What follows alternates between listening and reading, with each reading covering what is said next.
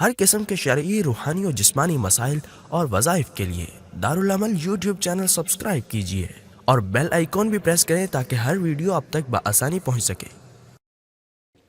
حضرت اشرف علی تھانوی رحمۃ اللہ علیہ لکھتے ہیں کہ ایک شہر میں دو بندے قریب المرگ تھے، یعنی ان کا نزع کا وقت قریب تھا۔ تو جو نزع کا وقت ہوتا ہے نا، اس وقت بعض لوگوں کی کوئی تمنا ہوتی ہے، کھانے پینے کی کچھ نہ کچھ تمنا ہوتی۔ تو کہتے ایک مسلمان تھا اور ایک یہودی تھا، دونوں قریب المرگ تھے۔ اللہ تعالیٰ نے جو مسلمان تھا اس کا روغن زیتون کھانے کو دل کر رہا، اور جو یہودی تھا اس کو مچھلی کھانے کو دل کر رہا۔ اللہ تعالیٰ نے فرشتہ بھیجا کہ جاؤ مسلمان کے گھر کی الماری میں روغن زیتون پڑا ہوا ہے، اس کو گرا کر ضائع کر۔ قریب المرگ ہے، اس کا دل کر رہا ہے روغن زیتون کھانے کو، اس نے گھر والوں کو کہنا ہے وہ لا کر کھلا دیں گے، لیکن اللہ تعالیٰ نے فرشتہ بھیجا اس کو ضائع کر دو۔ اور یہودی کے پاس فرشتہ بھیجا کہ جاؤ وہ تالاب سے مچھلی لینے جا رہے ہیں، اس تالاب میں مچھلی نہیں ہے، جاؤ فلاں تالاب سے مچھلی لا کر اس تالاب میں پھینکا۔ وہ گیا، انہوں نے مچھلی نکالی، کھلا دی، ان کا زیتون ضائع ہو گیا۔ فرشتے آپس میں ملے، آپ کو کیا حکم ہوا؟ مجھے یہ۔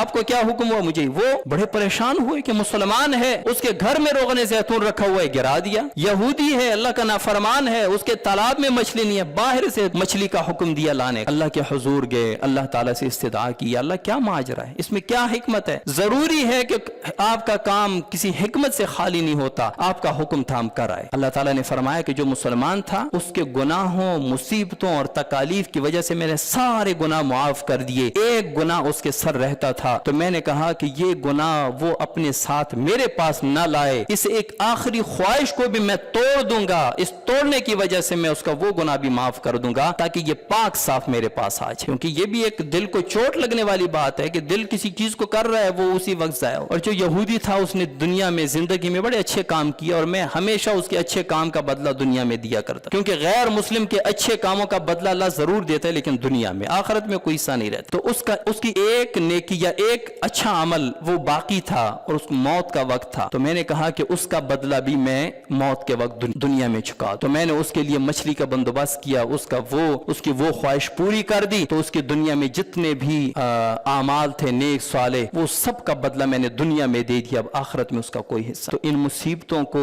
ان پریشانیوں کو برا نہ سمجھے، لیکن اللہ تعالیٰ سے مانگے کبھی نہ۔ حاجی امداد اللہ مہاجر مکی رحمۃ اللہ علیہ عالم نہیں تھے لیکن بڑے بڑے علماء کے پیر و مرشد، مولانا اشرف علی تھانوی رحمۃ اللہ علیہ جیسے جید عالم حکیم الامت کے وہ پیر و مرشد، وہ مصیبت، تکلیف اور بیماری کے بارے میں لوگوں کو بتا رہے تھے کہ بیماری ایک نعمت ہے، تکلیف ایک نعمت ہے، مصیبت ایک نعمت ہے، اس سے آپ کے گناہ دھلتے ہیں، اس سے آپ کے درجات بلند ہوتے ہیں۔ اتنے میں ایک شخص آتا ہے اور وہ کہتا ہے کہ حضرت دعا کریں، میں بڑی مصیبت میں ہوں، بڑی تکلیف میں ہوں۔ تو اب لوگ یہ سوچنے لگے کہ ابھی حضرت کہہ رہے تھے کہ مصیبت پریشانی ایک نعمت ہے، ابھی یہ شخص ہے کہ دعا کریں کہ اللہ تعالیٰ مجھ سے یہ پریشانی دور کر دے، ابھی حضرت کیا فرمائیں گے کہ یہ نعمت جو ہے، ابھی حضرت یہ دعا فرمائیں کہ اللہ ان سے یہ نعمت چھین لے؟ تو حاجی امداد اللہ مہاجر مکی رحمۃ اللہ علیہ عارف باللہ تھے، سمجھتے تھے، انہوں نے باقیوں کو سمجھانے کے لیے فرمایا کہ دیکھو مصیبت اور تکلیف انسان پر آتی ہے نہ چاہتے ہوئے، لیکن اس کا فائدہ کیا ہوتا ہے؟ اس کا فائدہ یہ ہوتا ہے اس کے گناہ دھل جاتے، لیکن کبھی اللہ تعالیٰ سے یہ نعمت مانگنی نہیں ہے، آ گئی اس کا فائدہ ہے، لیکن دعا کیا کرنی ہے؟ یا اللہ اس بیماری کی نعمت کو صحت کی نعمت میں تبدیل فرما، اس غم کی نعمت جو تو نے مجھے غم دیا جس کی وجہ سے میرے درجات بلند ہوں گے، میرے گناہ معاف ہوں گے،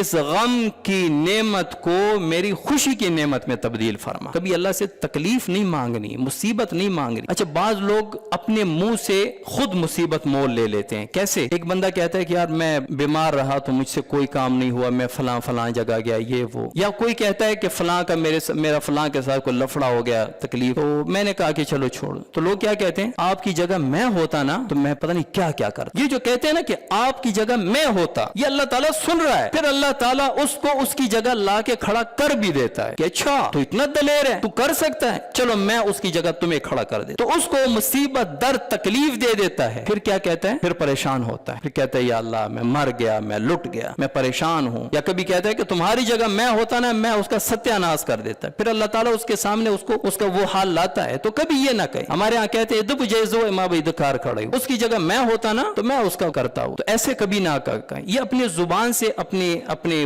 تکلیف اور مصیبت